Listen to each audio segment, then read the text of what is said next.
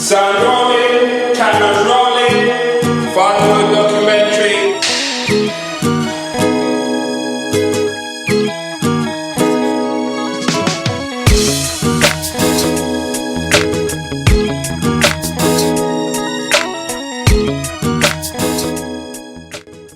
In terms of the future, housing, it's about politics, it's about Brexit, it's a multitude of things, including jobs, careers. I just see a massive divide occurring in society, and I'd really have it healed I'd want it healed instead of having my children be on one or the other side. Well, we live in a complex world. This is a world in which self or selfishness is promoted as being a higher form of development. We live in a world where violence is respected. We live in a world where having a lot of money is a great thing, regardless of how you got that money, you know. So I fear that I fear for my children's integrity. I fear that the technological advances will somehow take away their good sense. I fear that they will be swayed by other people, you know, by people who are doing things that don't serve them and won't serve my children. And also, I fear the future. Will they be good parents? Will my grandchildren be in safe hands? So there are a few fears. I do not want my children to be unhappy. I don't want them to not know their worth. I don't want them to partake in certain activities that society might be promoting. You know, I'm not gonna say the word, but again, those are my fears. I want them to be true to themselves and their lineage, and the things that the seeds that are planted. Anything outside of that, again, if they've done anything that I would consider as unrighteous or un-African, to me it'll be like, geez, So yeah, that's my only concern. Them staying on path and them honouring the conversations that we've had now, And also, another worry is the peers as well. And education. So I'm just very ready. As soon as the school starts slapping certain things on my children, I'm taking them out, So I'm on, like a sniper, he's got his gun, he's ready to shoot.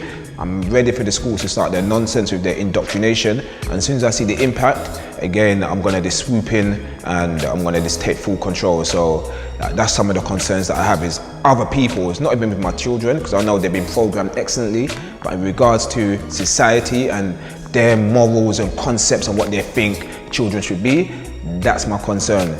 They are my concern, and I'm ready for them still.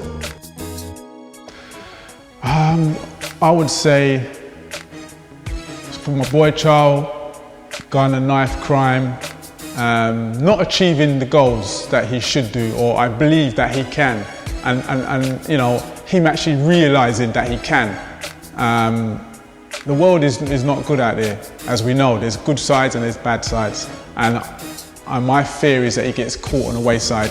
Saving my daughter, the worst thing I'd want is my daughter coming home and telling me that she's pregnant and she's 17 and she hasn't done this and she hasn't done that. That's my personal opinion. I'd like my children to achieve a lot, career and whatnot, and see life before they decide to go and sit down with a family.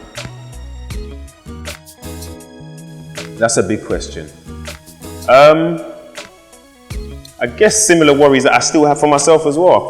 I fear that my children won't be happy. And that's my biggest fear. I want my children to be happy. I want them to live a life that is meaningful for them and that they enjoy. I have no fears about them as humans. I think they're wonderful people, and I'm very proud of kind of their morals and how they carry themselves. So I hope they continue to stay true to themselves, and be happy. I think a lot of the things that's going on, especially around young people and some of the levels of violence that we see in London, that concerns me. The fact that there's a lot of jobs that won't be here when they grow up, yeah, especially my daughter when they grow up, that actually concerns me as well. Yeah, those type of things. My worries for my children growing up today are, I just want them to be happy, to be honest. I'm not fearful in terms of anything can happen, you know. I think for me, I just want them to be full, you know, of joy, of love, of creativity, you know, and there is nothing to fear because I believe they will shape their destiny, you know, and they just need to just step forward. So there is nothing to fear for them at all. I heard you ask that question before. I think a worry and fear would be him not making his own decisions. So whether they are good or bad, yeah, my fear would be that it wasn't his decision. I want him to make that decision. Not no peer groups, not no other societal or community thing. I want him to make his decisions at all times. And that's the thing that I do work on with him. Like, you know, I deal with him in isolation of whatever's going on. So it's like, well, what did I say to you? You know, don't worry about nobody else.